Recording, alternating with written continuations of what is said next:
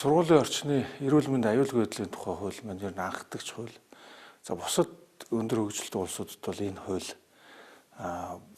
батлагдсан байж байдаг. За манай улсын хувьд энэ хуулийг бид нэр баталснараа хүүхэд нэгдүгürt эрүүл аюулгүй орчинд сурч боловсрох энэ нөхцөлийг бүрдүүлэх ёстой. Хоёрдугаарт хүүхэд сургуулийн орчинд илүү их эрүүл мэндэд анхаарал хандуулж эрүүл байх энэ боломж бололцоог бүрдүүлэх ёстой. Тэрний тулд энэ хуулийг санаачилж хийж байгаа. Одоо Япон улс та бүхэн маань мэднэ ер нь хүмүүс нэг урт насалдаг, эрүүл мэндийн маш их өндөр боловсралтай, эрүүл мэндэд байх анхаарал хандуулдаг, дундаж налтанд жил бүхэн өсөж байгаа юм улс.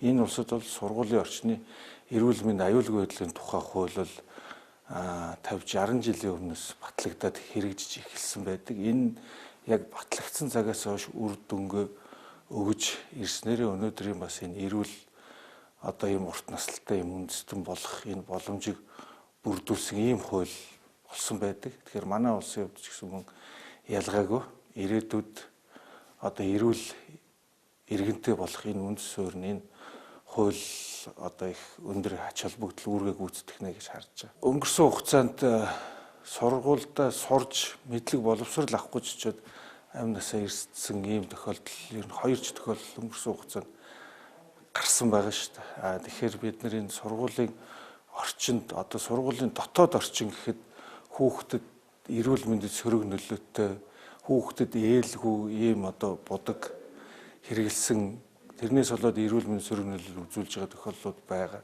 Хүүхдийн очиод эрүүл чирэг бие бэлдэртэй болох ёстой спорт зал нь одоо стандартыг шаардлага хангаагүй ус болоод тэр спорт зааланд хүүхэд тоглоснороо илүү эрүүл болохоос илүү одоо энэ өвчлөлтөө болох ийм эрсдэл бүрдсэн ийм маш олон одоо сөрөг хүчин зүйлүүд сургуулийн орчинд байгаад байгаа. Тэгэхээр энэ болгоныг хамгийн гол нь хэрхэн яаж засаж энийг одоо хэн хариуцаж цаашдаа байнгын тогтмол эрүүл орчныг аюулгүй орчныг бий болгох вэ гэдгийг зааж өгсөн ийм хуулийн төсөл гэж ойлгож байна.